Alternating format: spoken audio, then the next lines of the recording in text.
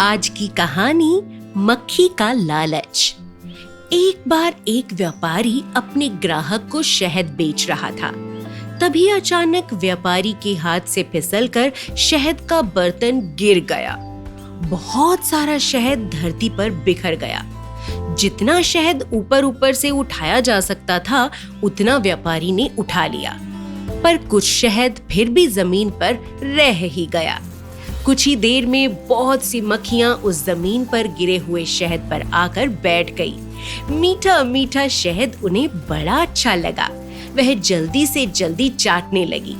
जब तक उनका पेट भर नहीं गया, वह शहद चाटती रहीं। जब मक्खियों का पेट भर गया और उन्होंने उड़ना चाहा, तो वह उड़ न सकी, क्योंकि उनके पंख शहद में चिपक गए थे। उड़ने के लिए उन्होंने बहुत कोशिश की, पर फिर भी वह उड़ ना पाई।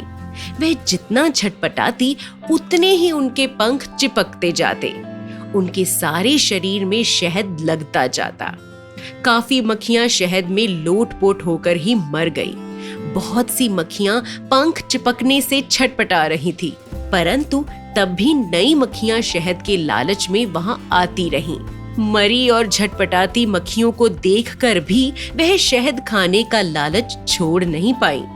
मक्खियों की दुर्गति और मूर्खता देखकर व्यापारी बोला, जो लोग जीभ के स्वाद के लालच में पड़ जाते हैं, वह इन मक्खियों के समान ही मूर्ख होते हैं। स्वाद के थोड़ी देर के सुख उठाने के लालच में वह अपने स्वास्थ्य को नष्ट कर देते हैं और रोगी बनकर तड़पते हैं और जल्द ही मर जाते हैं।